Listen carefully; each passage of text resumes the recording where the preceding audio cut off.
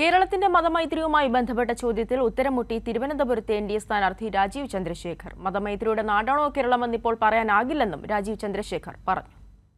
അത് ഇന്ന് വേണ്ട ഇത്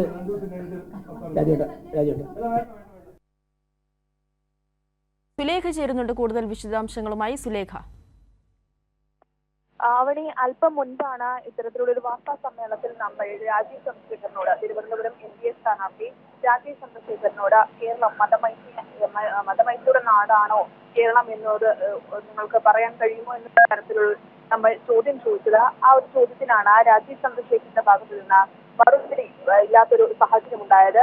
കളമശ്ശേരി സ്ഫോടനവുമായി ബന്ധപ്പെട്ടുള്ള ഒരു ചോദ്യമുണ്ടായിരുന്നു. ഈ കളമശ്ശേരി സ്ഫോടനം നടന്ന സമയത്ത് അതൊരു ഭീകര പ്രവർത്തനമാണെന്ന് ആദ്യം പറഞ്ഞൊരു വ്യക്തിയാണ് രാജീവ് ചന്ദ്രശേഖർ. പക്ഷേ ആ ഒരു ചോദ്യത്തിന് പ്രതികരിക്കാത്ത ഒരു സാഹചര്യമാണ് രാജീവ് ചന്ദ്രശേഖർ നടത്തിയത്. അത് കഴിഞ്ഞ കാര്യമാണെന്നും അതിൽ ഇപ്പോൾ മറുപടി പറയേണ്ട കാര്യമില്ലെന്നുമാണ് രാജീവ് ചന്ദ്രശേഖർ പറഞ്ഞത്. ആ ഒരു സാഹചര്യത്തിലാണ് നമ്മൾ വീണ്ടും ചോദ്യം ചോദിച്ചത്. കേരളം മതമൈത്രിയുടെ നാടാണ് എന്ന് നിങ്ങൾ സമ്മതിക്കുന്നുണ്ടോ? ഈ വിഷുദിനത്തിലെങ്കിലും നിങ്ങൾ സമ്മതിക്കുന്നുണ്ടോ എന്നായിരുന്നു ചോദ്യം ചോദിച്ചത്. പക്ഷേ ആ ഒരു കാര്യത്തിലും അതിലിപ്പോൾ മറുപടി പറയേണ്ട കാര്യമില്ല എന്നാണ് രാജീവ് ചന്ദ്രശേഖർ, എൻ.ഡി.എ സ്ഥാനാർത്ഥി കേന്ദ്രമന്ത്രിയുമായ രാജീവ് ചന്ദ്രശേഖർ മറുപടി പറഞ്ഞത്. ഈ ഒരു സാഹചര്യത്തിൽ ഈ നമ്മളുടെ ചോദ്യത്തിന് ബി.ജെ.പിയുടെ ജില്ലാ സെക്രട്ടറി വി രാജേഷാണ് നമ്മളുടെ ചോദ്യത്തിന് വിശദീകരണമായി വന്നത്. അതിന് ഇപ്പോൾ മറുപടി പറയേണ്ട കാര്യമില്ലെന്നും അത് നാളെ അതിന് മറുപടി പറയാമെന്നുമാണ് വി രാജേഷ് ഇതിന് മറുപടിയായി നമുക്ക് പറഞ്ഞത്.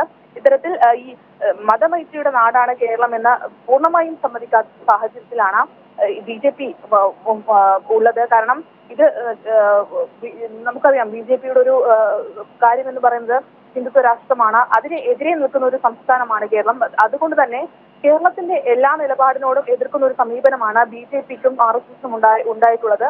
അതുതന്നെയാണ് ഇന്ന് നമ്മൾ ഉന്നയിച്ച ചോദ്യത്തിനുമുള്ള ഒരു മറുപടിയായി രാജീവ് ചന്ദ്രശേഖരനുണ്ട്. കാരണം ഈ കളമശ്ശേരി സ്ഫോടന സമയത്ത് ആദ്യമായി പ്രതികരണം ഉണ്ടായത് രാജീവ് ചന്ദ്രശേഖരന്റെ ഭാഗത്തു നിന്നായിരുന്നു.